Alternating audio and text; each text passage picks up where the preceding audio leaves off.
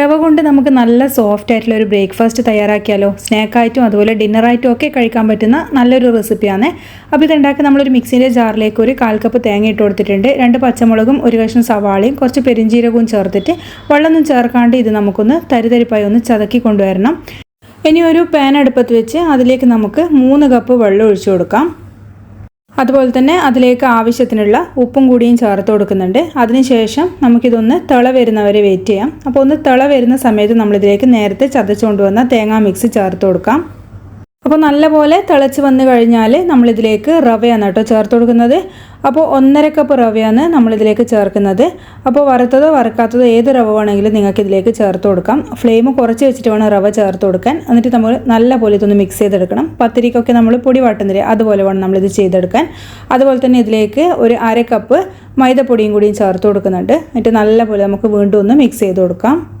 അപ്പോൾ പൊടീൻ്റെ എല്ലാ ഭാഗത്തും വെള്ളത്തിൽ കഴിഞ്ഞാൽ നമ്മൾ ഈ ഫ്ലെയിം ഒന്ന് ഓഫ് ചെയ്തിട്ട് വേറൊരു പാത്രത്തിലേക്ക് ഇതൊന്ന് മാറ്റി കൊടുക്കുന്നുണ്ട്. ഇനി ഇത് നമുക്ക് നല്ല സോഫ്റ്റ് ആയിട്ടൊന്ന് കുഴച്ചെടുക്കണം. അപ്പോൾ ചൂടുള്ളത് കൊണ്ട് തന്നെ നമുക്ക് കുഴച്ചെടുക്കാൻ ബുദ്ധിമുട്ടാണ്. അതുകൊണ്ട് ഈ കൗണ്ടർ ടോപ്പിലേക്ക് ഇട്ടിട്ടാട്ടോ ഞാൻ കുഴച്ചെടുക്കുന്നത്. കുറച്ച് വെളിച്ചെണ്ണ ഇതിലേക്കൊന്ന് ഒഴിച്ചു കൊടുത്തിട്ടുണ്ട്. എന്നിട്ട് നമുക്ക് ഈ ഒരു മിക്സ് അതിലേക്ക് മാറ്റിയിട്ട് 2 കൈയും വെച്ച് നല്ല പോലെ ഇതൊന്ന് കുഴച്ചെടുക്കാം.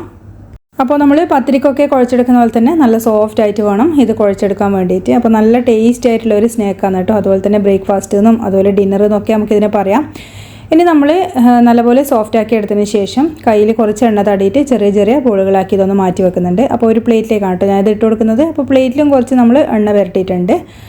ഇനി ഇതെല്ലാം നമുക്ക് ഒന്ന് ആവിക്ക് വെച്ച് വേവിച്ചെടുക്കണം. അപ്പോൾ ഇത് മീഡിയം ഫ്ലെയിമിലിട്ടിട്ട് ഒരു 10 മുതൽ 20 മിനിറ്റ് വരെ നമുക്കിതൊന്ന് ആവിയേറ്റി എടുക്കാം. നമ്മൾ ഈ പൊടിയൊക്കെ വാട്ടിയെടുത്തത് കൊണ്ട് തന്നെ ഒരുപാട് സമയമൊന്നും അങ്ങനെ ആവിയേറ്റി എടുക്കേണ്ട ആവശ്യമില്ല. അപ്പോൾ ഇതാ ഒരു 10-15 മിനിറ്റ് കഴിഞ്ഞിട്ടുണ്ട്. ഫ്ലെയിം ഓഫാക്കിയിട്ട് നമുക്കിത് അടുപ്പത്ത് നിന്ന് വാങ്ങിക്കൊടുക്കാം.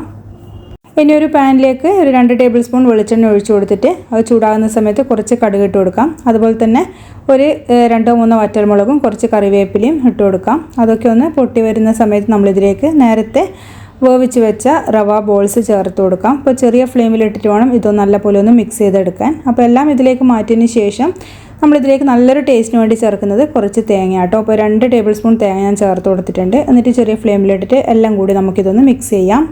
അപ്പോൾ ഇതിൽ ചില്ലി ഫ്ലേക്സ് ഒക്കെ ഇട്ട് കഴിഞ്ഞാൽ നല്ല ടേസ്റ്റാണ്, നല്ല എരിവൊക്കെ ആകുമ്പോൾ. അപ്പോൾ ഇത് ഒരു 2 മിനിറ്റ് ഒന്ന് മൂടി വെച്ചിട്ട് ചെറിയ ഫ്ലെയിമിൽ ഞാൻ ഇതൊന്ന് വേവിച്ചെടുക്കുന്നുണ്ട്. അപ്പോൾ ഈ ഒരു തേങ്ങ എല്ലാത്തിലും നല്ലോണം പിടിച്ച് കിട്ടിയിട്ടുണ്ട്. അപ്പോൾ നല്ല ടേസ്റ്റ് ആയിട്ടുള്ള ഒരു റെസിപ്പിയാണ്. അപ്പോൾ ട്രൈ ചെയ്തിട്ട് ഫീഡ്ബാക്ക് പറയാൻ മറക്കരുത്. താങ്ക്